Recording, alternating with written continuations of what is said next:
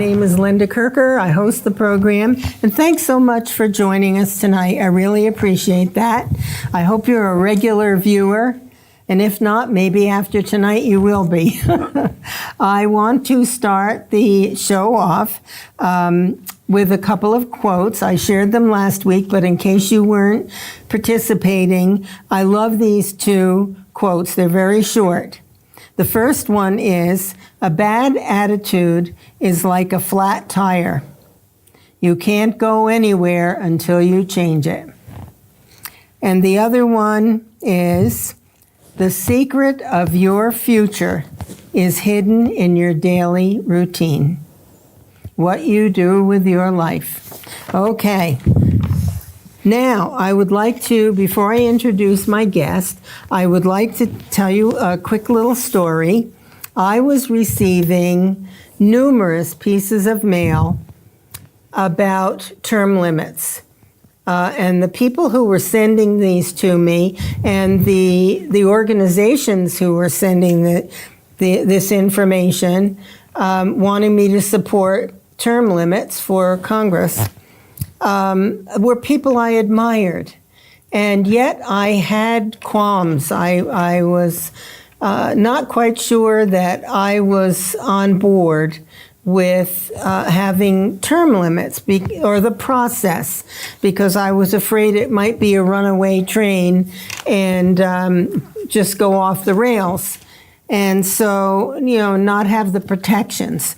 So I took it upon myself to read one of the mailings I got, and at the bottom was a phone number for U.S. term limits. So I, being who I am, I called up and I left a message stating how I was feeling about this issue, and I wanted some confirmation, perhaps, that my fears were unfounded, my concerns were unfounded. So lo and behold, I received a phone call from a man named Ken Quinn. And Ken Quinn happens to be my guest tonight.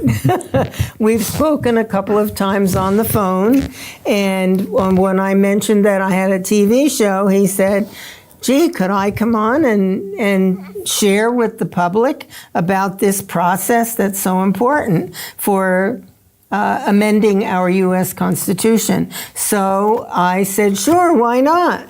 So here he is. He drove 5 hours all the way from Maine to get here, which impresses me greatly. And he's devoted to the cause that he supports, and nothing can be better than that. So welcome to the show, my friend. Linda, thank you so much. Yeah. I appreciate it. Yeah, it's great to have you here. We haven't met before, but we're just chatting away, and I know that the folks are going to learn so much tonight. There are things I like to consider myself fairly informed about the Constitution, which I keep with me all the time, but I'm going to learn a lot. I've already learned a lot from you, from materials you've sent me, but I'm eager and excited for you to be able to share with the public about so many things about the founding of our Constitution, the founders and the process, and the amendment process and how it works and why it's a good idea. So with that, would you like to tell us, first of all, about the history of U.S. term limits? And in the 1990s, there were efforts to put term limits on Congress? It's a great history, and I want to thank you for making that phone call to us, or else we never would have had that discussion. You never know what's going to happen when you reach out. Exactly. You just don't know. Exactly. And I can share a little bit about my background. We come from a Please. similar background in regards to this issue. Okay. But I'm a regional director with U.S. Term Limits. I cover pretty much Maine out to Iowa, Missouri, that whole north section of the country. And U.S. Term Limits has been around since 1991.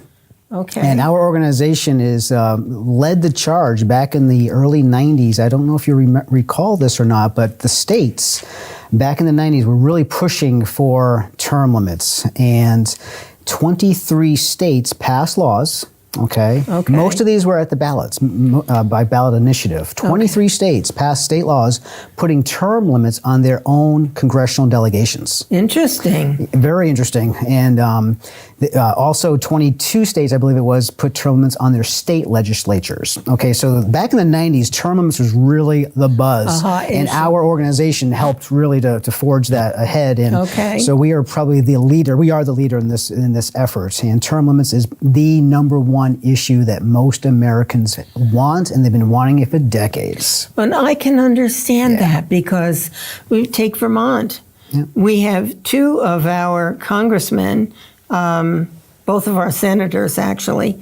One, Senator Leahy, who's been down there for 44 years. And then Bernie Sanders, I don't know, it's in the 30s somewhere. And I think it's time that we revolve that door. Yeah, I would agree with you. And so what happened after the states passed these laws in 1995, the Supreme Court, in the case U.S. term limits versus Thornton, so it was against us, they overturned all of those state laws. No kidding. Yeah, and what the court ruled was that the only way the states can put term limits on their own members of Congress would be through the amendment process found in Article 5 of the U.S. Constitution. Okay. And so that overturned all of those laws. And so we are now working through the amendment process using Article 5. And for those that are not familiar with Article 5 of the U.S. Constitution, it's actually one sentence. I learned this from one of our colleagues. They had very long sentences back in those days. And basically there's two ways to propose amendments. Either 2/3 of both houses we need to pass the amendment and then propose it out to the states. So in Congress, the House and the Senate. Yeah, so Congress actually is the House and the Senate is combined. So the House would need to pass it by 2/3 and the Senate by 2/3, and then they would send that out to the states to be ratified. And it takes 3/4 of the states to ratify an amendment. So today that'd be 38 states. The state legislatures? Well, this is the people. Well, good question. Great question. So let's just cover the proposing first. The other method to propose amendments is the states can actually do it themselves. You need 2/3 of the state legislatures to submit an application on a particular amendment or topic. And then once Congress receives those applications, from today would be 34 states, then Congress must call a convention for proposing amendments. And then the states would then send commissioners to propose the amendment, vote on it, and then send it out to the states for ratification. So 2 ways of proposing, Congress or the states. And then on the ratification end of it, you would have, Congress really has only 2 ministerial duties in this entire process when it comes to the convention. They call the convention, which means once they receive 34 applications, they name the date, time, and place where the states will meet. So that's the call. It's basically, you think of it as an invitation. And then the second ministerial duty is they will determine how the amendment would be ratified, either by state legislatures or state ratifying conventions, which would be by the people. So that's how the process works. Now, both of those methods of ratification have been used before. The original Constitution was ratified by the people in conventions, not the legislatures. And we now have 27 amendments. All of them have been ratified by the state legislatures except for one. Do you happen to know which one, by any chance? It's the 21st Amendment to repeal prohibition. That was ratified by the people in conventions. So we've used the process before, and it works very, very well. Well, I like the idea of the people being able to be involved. I do too. Because we're the ones who elect the people who are supposed to be representing what we, the majority, I guess, wants. Yeah. But that doesn't always happen. It doesn't. And as we see today, we have a Congress that is broken and dysfunctional. And I agree. And the only way now, people say, we just got to elect good people and send them down to D.C. Yes, we need to elect good people. However, you cannot change human nature at the ballot box. And unfortunately, what happens when individuals get down to Washington, D.C., most of them go down there with good intentions. However, the way the system is, they start to change. And what term limits will do is keep fresh ideas, new people going down into that system so they don't become part of it. It's not a career for them. It's not an old boys club. Exactly. You're there to represent the people of your state, not some organization that takes you by the hand. Yep. And I think that when you have turnover of the representation after a certain period of time that makes sense, then no one gets stuck in the turmoil, so to speak, or the things that might change your views away from what the people of your state want. Exactly. And what our organization is working to do is we want a government of the people, for the people, and by the people. Absolutely. And the best way of doing that is have the government close to the people, where it's citizen legislators, not entrenched career politicians. Mm-hmm. And unfortunately, what we have today are individuals in Washington. We no longer, they don't know what it's like to be living under the laws they're passing. They're so out of touch with their constituents. And unfortunately, they care more about their self-interests, maintaining their power and their party's power than getting. Look what's going on. We got $22 trillion of debts. We have a healthcare insurance crisis where, it's not being solved. We have an immigration crisis, and they're kicking the can down the road on all these issues. They're avoiding them. And you know why? They're avoiding it because they don't want to make the tough decisions, because they are afraid if they do, they will not get reelected. Mm-hmm. And so we got to break up this structure. Absolutely. And make it so that when people go down to Washington, when we elect these people, they go down there knowing they have a short period of time to go down there to get the job done that we elected them to do, and they're going to come back home and live under the laws they created. Yes, they don't even have to purchase the health insurance that they're trying to force on us. And then there are other things I can't pinpoint at the moment, but that they don't have to abide by that we do. And I just think for the amount of days that they work, when they're not out campaigning for president and not voting, they have an obligation to us. Oh, and do you know that 60 Minutes did a great report on this. If you go onto YouTube and you type in 60 Minutes dialing for dollars, they exposed what's taking place in Washington. It's basically a boiler room where 30 to 70% of the time that members of Congress are in D.C., they're on the phone dialing for dollars, raising money for their reelection in their party. And how the system works is this: they have all their names on a wall with how much money they've raised. The members that raise the most money, they get the key chairmanships. That's how it's done down there. Oh my gosh. And this is all out there, and it's factual. It's a racket. Oh, yeah, absolutely. And so that's why they need to raise the most money so they get the best chairmanship or the key leadership roles. And it becomes this vicious cycle where now they've got the money from the lobbyists, the PACs. They are just raising money to get reelected. And they're basically... to get power. They get power. They're not listening to the voter. They're listening to the funders. I hardly ever hear of... Well, I'm never notified when one of them is coming to the area here. Of course not.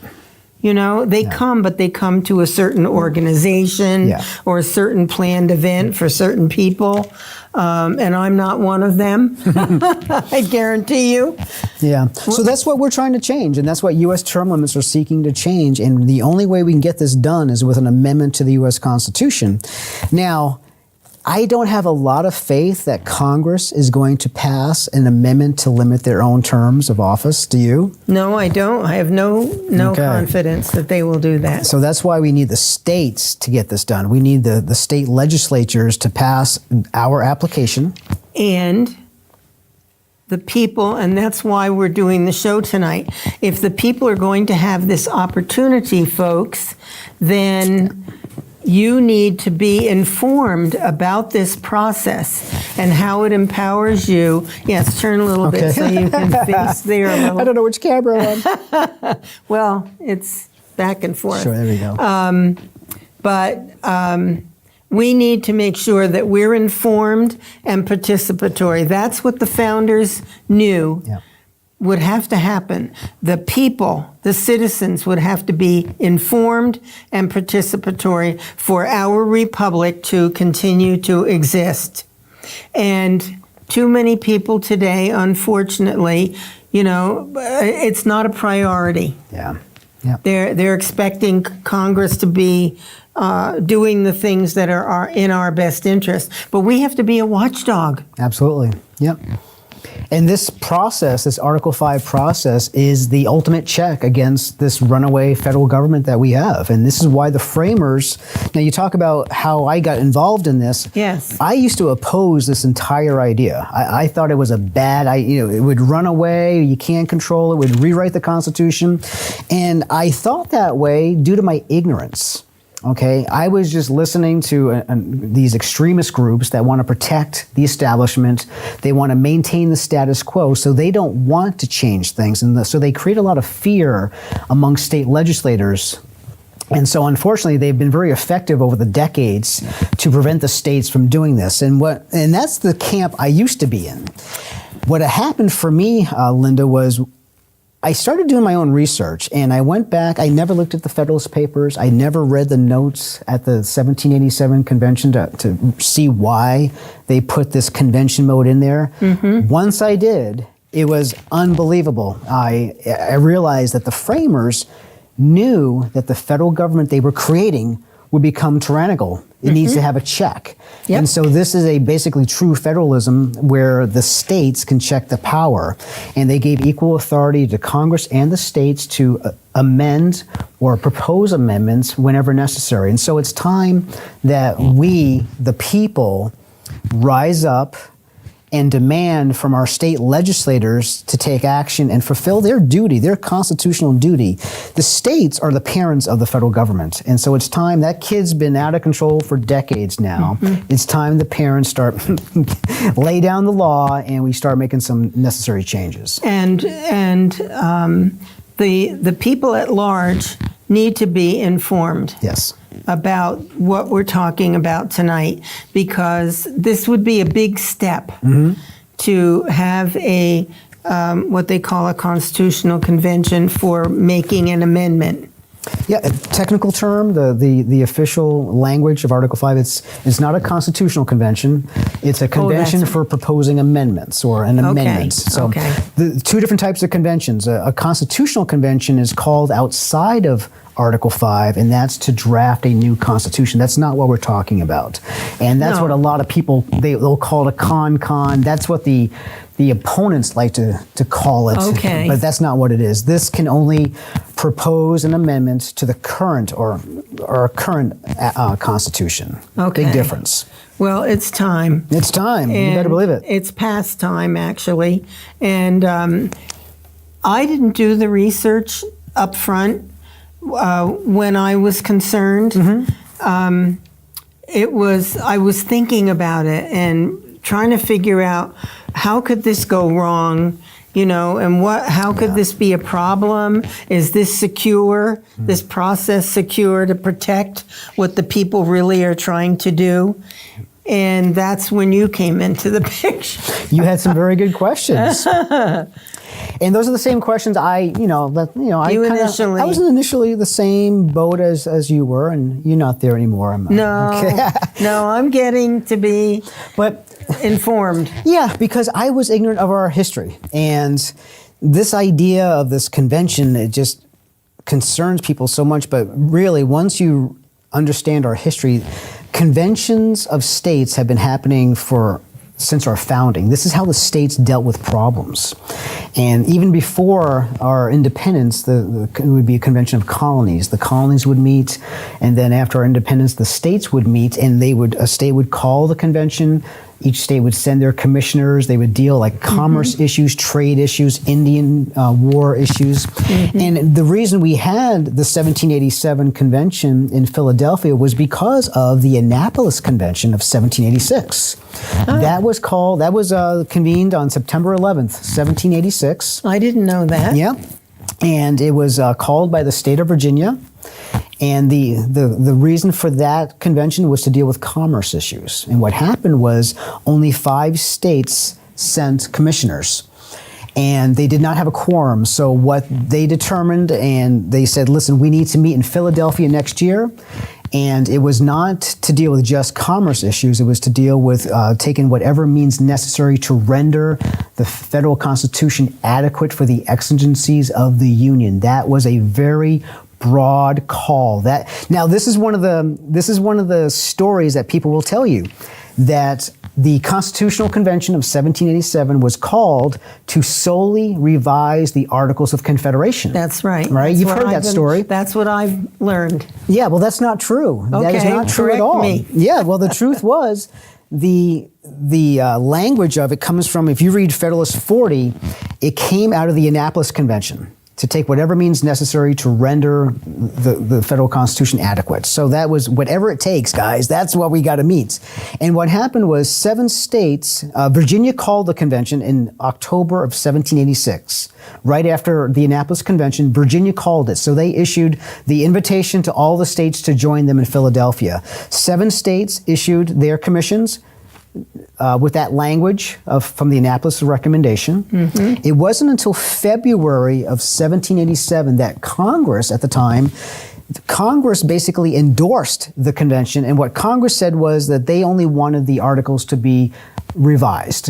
Okay, it had no binding power, it was just their opinion. Long story short, Linda, when the 12 states showed up in Philadelphia, 10 out of the 12 states gave their commissioners full power to rewrite the Constitution. Only 2 states limited their delegations, New York and Massachusetts, and the New York delegation went home. They said, listen, we're not allowed to participate in this, we can't go this far, so we left. So they left. Only Alexander Hamilton came back, but New York didn't have a vote at that point. They no longer had a vote at the convention. So long story short, all of the signers, 36 out of 39 signers of the Constitution had full authority to draft a brand new Constitution because their call was to preserve the Union and create a firm national government. Well, they did a good job. They sure did. I have seen videos and so forth, and read about how they had their arguments, and I think it was Ben Franklin who wanted them to have a prayer. They were having so many arguments and disagreements, to have a prayer before each gathering, and it's our history. It's our country's history, and we're a part of that. We're not going to be around forever, but we have an opportunity to affect change for the better. When you were speaking a short bit ago, Ken, about how government has run amok, it's just not doing the job it was intended to do. And one of the things that drives me crazy, I have to throw this in, is that in the not the amendments, in the articles, I believe, where the role of the federal government is defined. The enumerated powers. Enumerated powers of the federal government do not include education or health care. And where are they meddling and controlling? Education and health care. Those need to be state-run things. I totally agree. And that's why term limits is so important. If we ever want to get back to what the framers intended for our nation, we need to get people in Washington, D.C. And the only way we can get the people that can make these changes, because term limits is not the silver bullet. It's not going to make everything better. Perfect, no. But what it will do is we'll get people infused in the system who are going there knowing change needs to happen. And right now we're seeing a Congress that they are afraid of change. They like it. It really is not a swamp. It's working for them. It's working for them. It's a hot tub for these folks. It's a high-end luxury hot tub. They're enjoying their ride. They've got all kinds of perks. And so what term limits will do is break up this terrible system that we have right now that's dysfunctional. It's not working.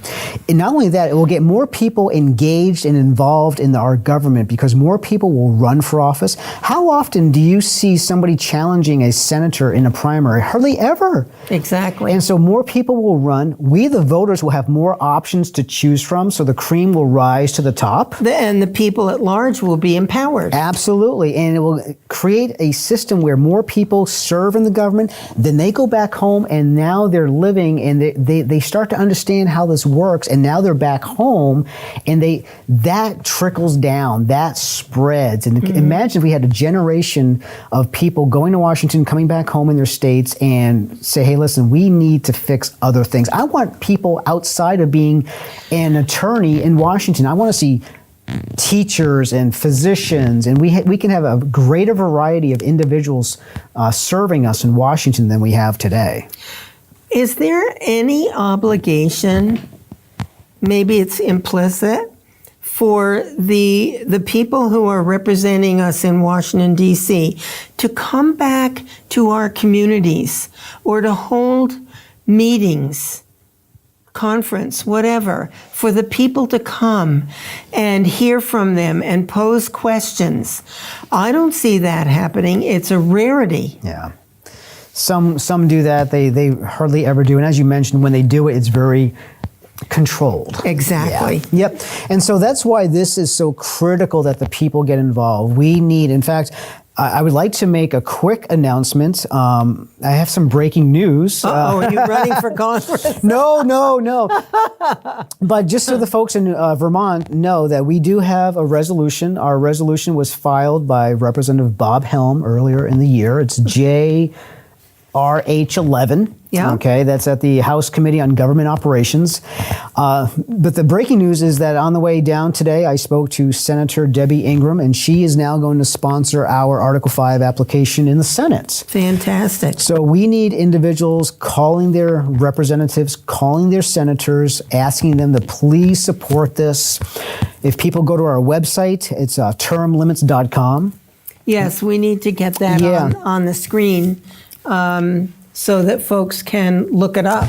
Yeah, and we have a pledge for candidates and legislators to sign saying that they will co-sponsor and support our application. So we ask people to please send that to their candidates and their legislators. UStermlimits.com, right? Just termlimits.com. Oh, termlimits.com. Yeah. Okay. Where did I write that? I want to make sure I have it right. Whoops, term limits. Okay, I'll rewrite it. Well, let me see.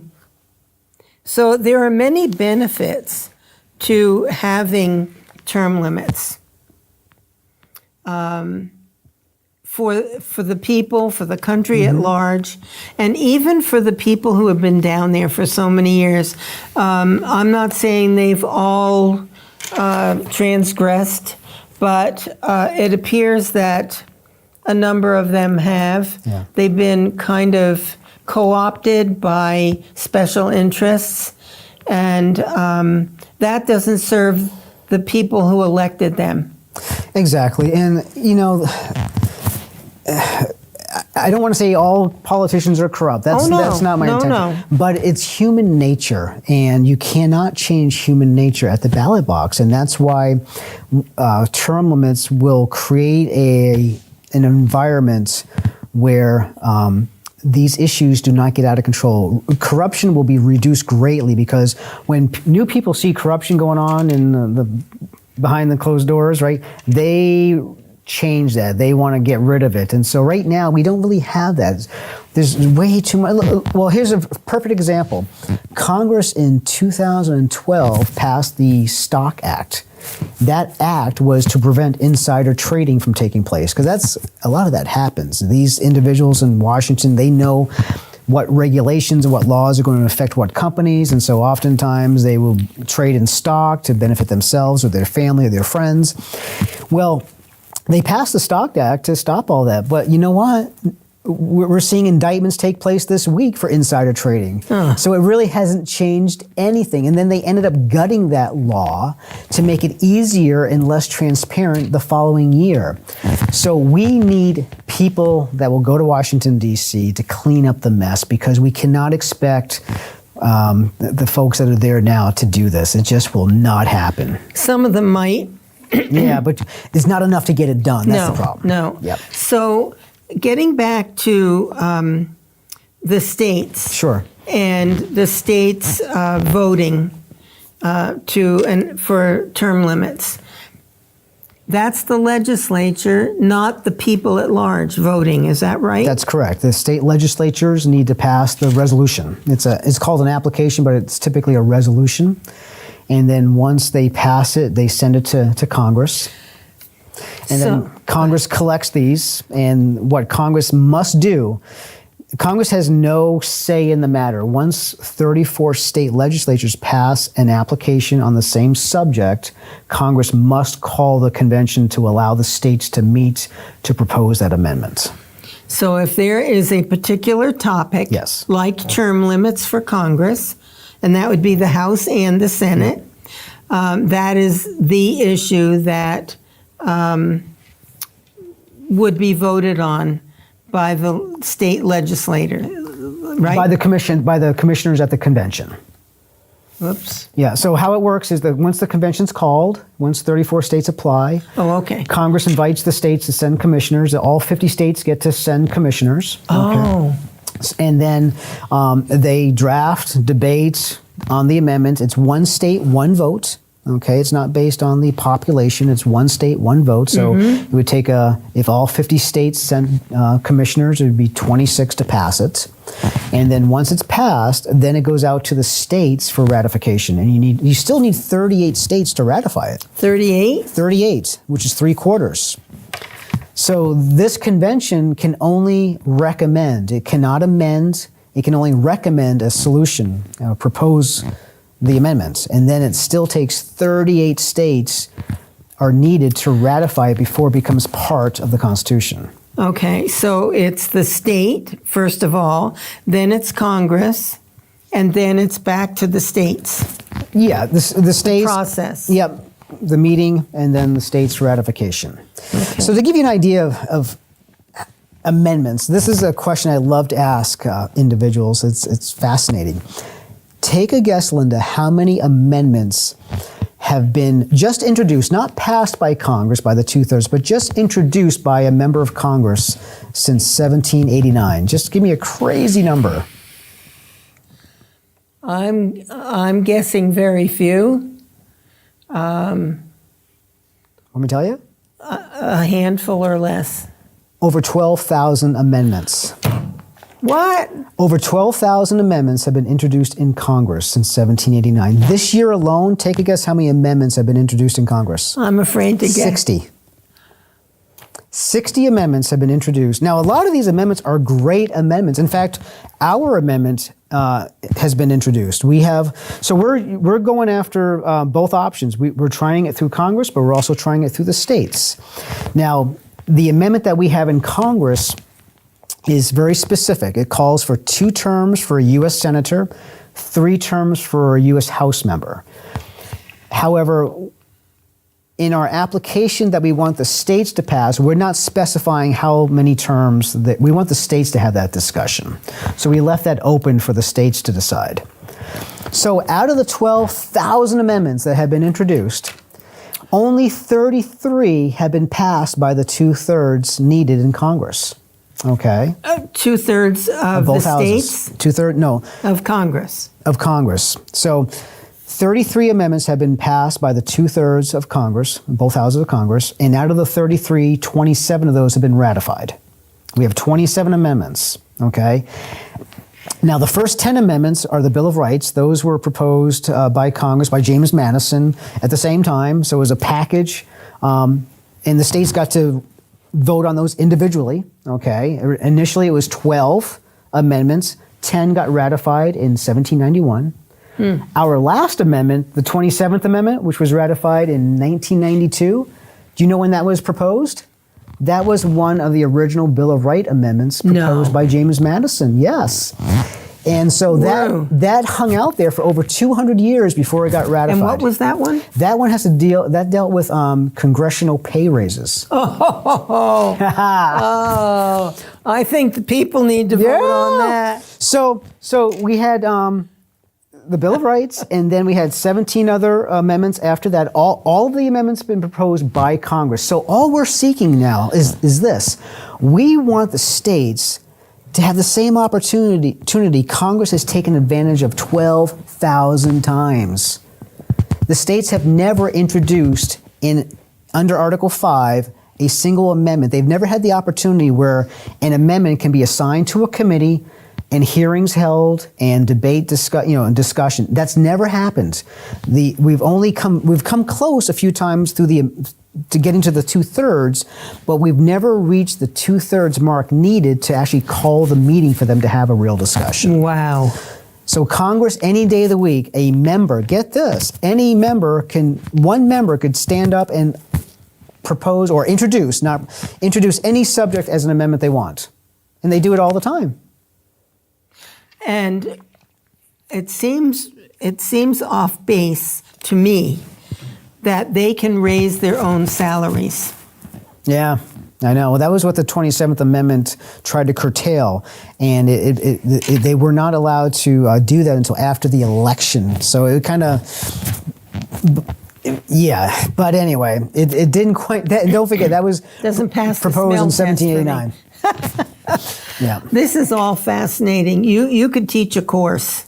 It's great history. In fact, I don't know, what your time schedule is. It was a 5-hour drive. Yeah, I know. Folks, this young man drove here 5 hours from Maine to come on this show. It's well worth it. Well, thank you. I'm thrilled to have you here, and I appreciate so much that you were willing to do that.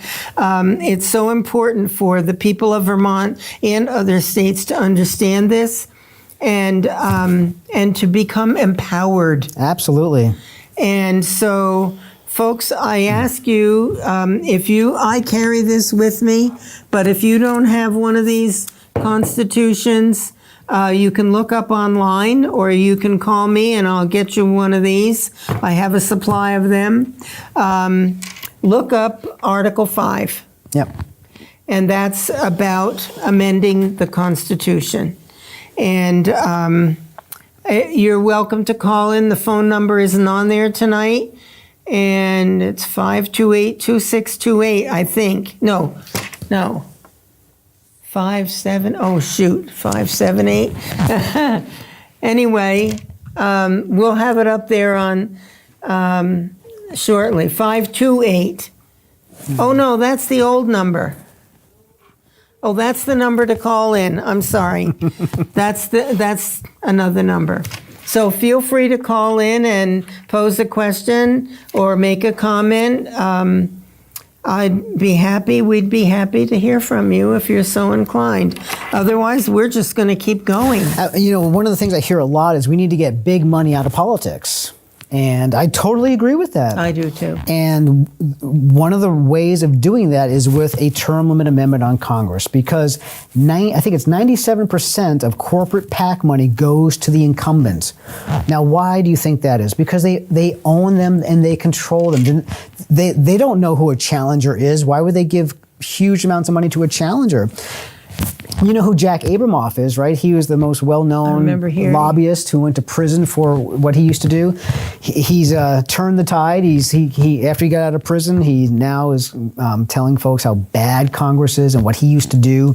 And so he not only would give thousands and millions of dollars to Congress members, but when he wanted to get something really done, he would say, hey, listen, when you're done as a congressman, we've got a great position for you at our firm. And that would they would be able to get anything out of that congressman because that person knew he had a job. 50% of congressmen, when they leave Congress, become lobbyists, Linda. It's the revolving door. And that is what we have got to change. Absolutely. Because the people need to protect themselves. Absolutely. It's very sad that this is happening. I won't attribute it to everyone who's in Congress. Nope. There are some people with, what's the word I want? Principles? Thank you, that'll do. And God bless them for that. But I think it's too much of a temptation to be there for so long. I'm patting myself on the back here, but when I was running for the legislature here in this state, and I had a phone call from a man who was raising money for candidates, and he wanted to know, would you accept money from this group or that group or whatever? And I said, I would probably accept a small donation from this one, but not this one, and from no one who is going to be tapping me on the shoulder when there's a vote coming up and saying, don't forget us, because that's not happening. Yeah. And that's what we need, not me, but that's the kind of philosophy that we need down in Congress. Absolutely, and we need it. We need the people to rise up here in their states, here in Vermont especially, and call their state senator, their state rep, and say, listen, I want you supporting this. I want you sponsoring, well, not sponsoring, but co-sponsoring and voting for this. Yes. We want to have this discussion on behalf of the American people. In a recent poll, it was the McLaughlin Associates, 82% of Americans want term limits on Congress. Wow. 82%. And that's 89% Republicans, I think I have the number, 83% independents, and 73% Democrats. So it polls extremely high regardless of political party. So now what you're doing is what needs to be done, excuse me, and that is to make sure that people understand the process and the need for this to happen. Yeah, and this is not a party issue. This is an American issue. It's about power, and we have got to... Power to the people. Yeah, we got to flip it on Congress. And Exactly. we need to use the power, and it's time we woke up, stop being afraid of using the Constitution. My goodness, if the framers, if they saw us... Think of our history. We had a small army of patriots take on the biggest Navy and Army in the world. Exactly. And here we are too afraid to have a meeting to discuss solutions. It's shameful. It is. We need to stand up as citizens, and I agree that we should be calling our congressmen, our senators and our lone congressmen, and asking them to convene a meeting or 2 or 3 around the state to talk with the public, to listen to the public about the fact that we want an amendment for this purpose, for term limits. And our country's done it before. We have term limits on the president because of the 22nd Amendment. Okay, so we've done this. This is nothing new. And I think most people are very glad we have limits on how long a president can serve in office. I didn't know which one. There's so much to know. 22nd Amendment, yep. President's term limit. You know, there's a great quote by Thomas Jefferson when now he was not at the Constitutional Convention, but after he read the Constitution, he sent a letter to James Madison, and he said, there's 2 things I dislike about this. Number 1, you did not include the Bill of Rights. And number 2, you did not retain rotation of office, which is what they called term limits back then. And he said, especially on the presidents. And Jefferson became a strong advocate for rotation of office in his life. And well, Mr. Jefferson, I'm proud to say we got you the Bill of Rights shortly thereafter, and we eventually got you term limits on the presidents. Now we need to get term limits on the U.S. House and Senate, and Yes. it's time we do this. Stop talking about it. Yes, I agree. You know, we're the ones, the citizens, living day to day in our states. Yeah. While our representatives for a good share of the year are in Washington, D.C. And it's definitely time. And I on this show, I try to encourage the viewers to step up, to get involved, and to not be afraid to take a stand. And so, folks, I would urge you to call our congressmen or our congressman and our two senators, and at their offices. They have Vermont offices. They have an office in Washington, D.C. I have the numbers. I can provide those next time. I'll save you some time. Don't bother calling Senator Bernie Sanders. I spoke to him. In fact, on our website, I asked him that question, and he is totally against term limits for Congress. Sure he is. Totally. So Government control. So don't save yourself a dime. But to get back to this whole process, Linda, is the Article 5 convention process is really a little bit more history, because I think this is really important, yes. is that out of the 27 amendments or the 33 amendments that were proposed by Congress, more than half of those started at this level through the state legislatures. It was because of the state legislatures wanting to call a convention that prodded Congress to propose the amendments instead. That's how we got the Bill of Rights. The very first Article 5 application was submitted by Virginia in 1789. Yeah. Asking for a convention for the Bill of Rights, and that's what got Madison to ultimately propose those amendments. But we have a great example is the 17th Amendment. Now the 17th Amendment is the direct election of senators. Okay, it was ratified in 1913. Previous to this amendment, the U.S. senators were appointed by the state legislatures. Okay. Now, what happened was, I'm not going to go into the whole detail of why people wanted that, but the states decided they want to direct elect their senators. And so 29 states passed an Article 5 application for a convention to propose that one amendment. They came within 2 states shy of calling the convention. Back then, you only need 32 or 31. And what it did, it prodded Congress to propose that amendment instead. So this effort from the push by the people through our state legislators gets Congress's attention. And so as we get closer and closer to number 34 on this application, Congress is going to wake up. How many states now? 20? We need 34 states to call the convention. Right. Right now, we don't have any. Right now, our application has been passed in 3 states. Okay. But we have a total of 15 states currently that have the subject matter of congressional term limits in their applications. Okay. So we're making the case that those 15, they want to have this discussion. And so we're not halfway there yet, but we're getting there. Well, I'm a big proponent of our elected officials gathering together with the people and having discussions, conversations about what's going on in the country, and the people letting our elected officials know where they stand and what they need, and how they feel, whatever. That's important. Absolutely. We're all in this together. Yeah. We don't have a bunch of elitists making decisions that appeal to them and maybe some people who are helping them out in one way or another.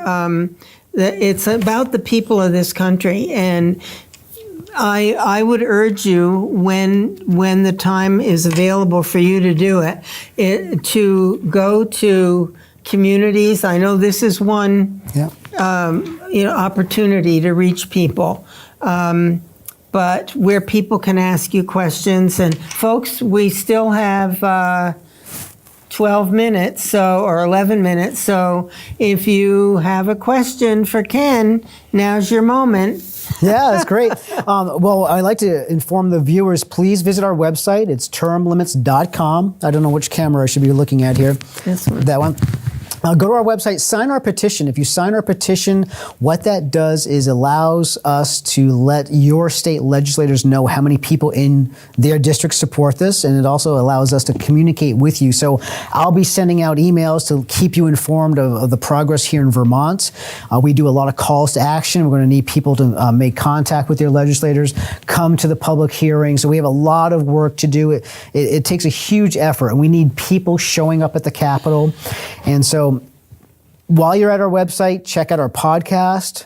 Nick Tumbalidis, our executive director, and our president, Phil Blumel, they do a weekly podcast. If you really want to learn more about term limits and what we're up to, the podcast, I highly recommend. Is it now a podcast? It's a podcast. I don't know what a podcast is. It's just audio. You can, it's Oh, okay. And it's on that website? It's on our website, yeah. Okay, Yeah. okay.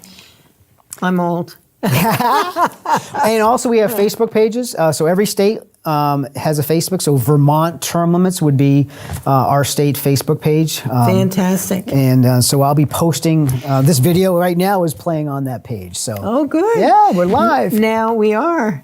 Now, do you have an approach whereby you would try to find someone in each state who's willing to promote?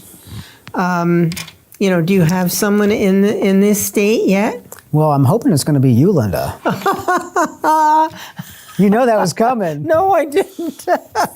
Yeah, well, that's what we need. We need volunteers of individuals getting involved, who, like a state director, somebody that can educate, do presentations, grow the grassroots. So we have different positions, and it's whatever you're comfortable with. But yeah, right now, I don't have somebody fill that role here in Vermont. So we need to talk when we're done here. Uh-oh. Because I don't have enough. Did you? yeah, well, that's the kind of person I want, because that's how I was.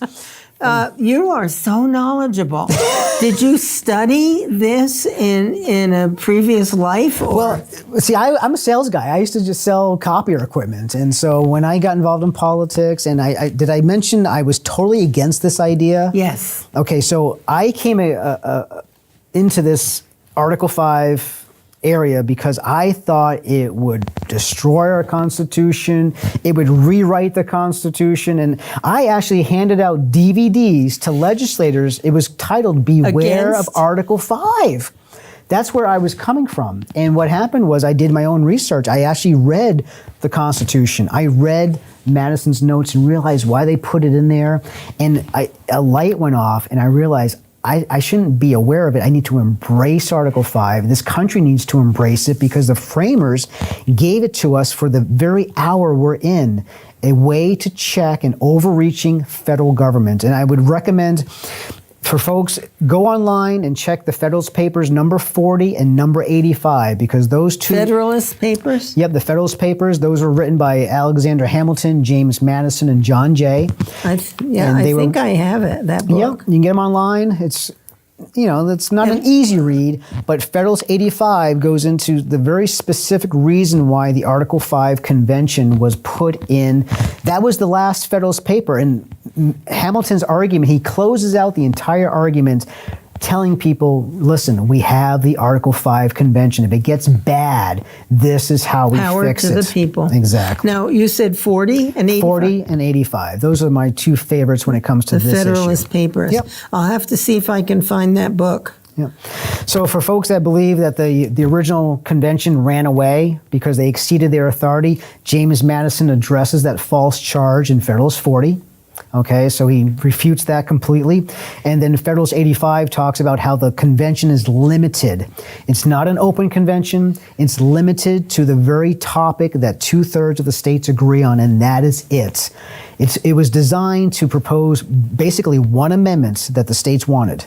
And so there's a lot of misinformation out there. This is not a constitutional convention. You cannot draft a new constitution. You can only propose one amendment that the states agree upon ahead of time. Okay. And to give you a little bit of currents, how much time do we have, Linda? Because I can go. About 6 minutes. Okay. This is something I learned that I think is really neat because these conventions no longer really happen anymore. We've never had a true Article 5 convention. However, in 1861, what was taking place? The country was about to go to war. Civil War, yeah. Okay. This is fascinating history. Well, Virginia wanted to prevent that from happening. So Virginia called a convention of states to propose an amendment to the U.S. Constitution. 21 states sent delegates or commissioners down to Washington, D.C. They met on February 4th, 1861. They met to draft an amendment to the Constitution, and they passed one. Now, because it wasn't called under Article 5, they couldn't propose it immediately to the states, so they delivered it to Congress. Congress sat on that amendment, and then the war broke out, and they waited too long. My point is, the process works. The country was divided, but the states came together with a solution to try to prevent the war from happening. Congress sat on it, and it didn't work. On that very same day, in Montgomery, Alabama, another convention was called, another convention of states. It was the Confederate States. They called a constitutional convention to draft the Confederate Constitution. Oh, for heaven's sake. So on the very same day, we had two conventions taking place. One, a convention for proposing an amendment to the U.S. Constitution, and another to draft a brand new constitution for the states that seceded. So there you go. Two different types of conventions all took place on the same day in 1861. Wow. And today, every year, there's a convention of states. Did you know that? No. Every year, all 50 states participate. They meet for a week. Get this. It started in 1892. Who goes? Your state appoints commissioners. Most of the states, the governor appoints them. So it's an official convention of states. And it was started in 1892. It's called the National Conference of Commissioners on Uniform State Laws.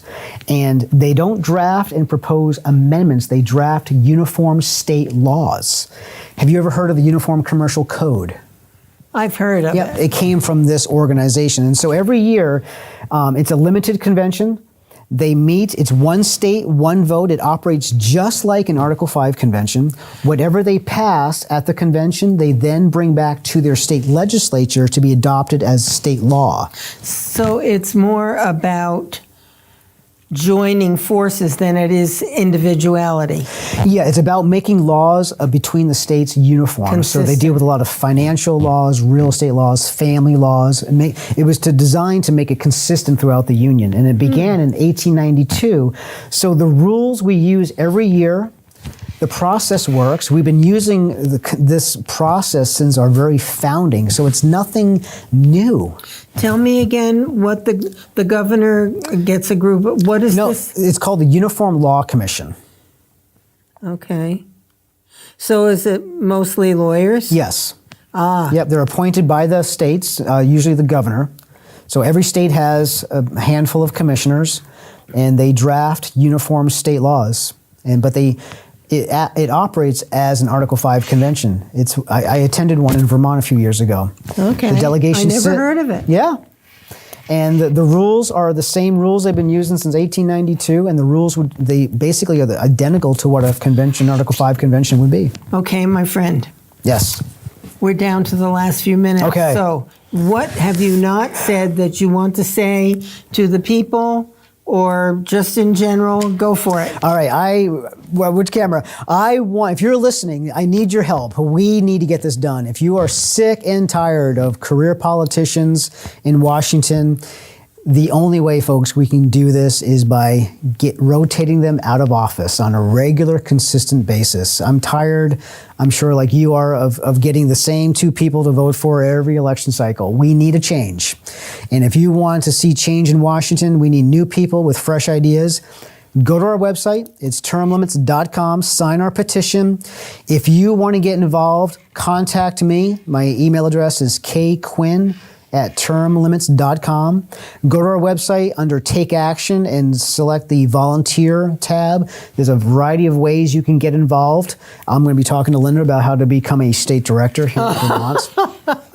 But we need your help. We can't do this without you, the people. And if you are sick and tired of the same old, then this is what needs to happen. Let's use the Constitution the way the framers intended, and instead of just going through election after election thinking something's going to change, because it doesn't. No, it does not unless the people change. Let's change the system. Let's change the structure so that people cannot spend a lifetime in Washington getting filthy rich and just disregarding the needs of the nation, because I am sick and tired of it, like most Americans. I think there's a lot of dissatisfaction in the Congress, with the people about Congress.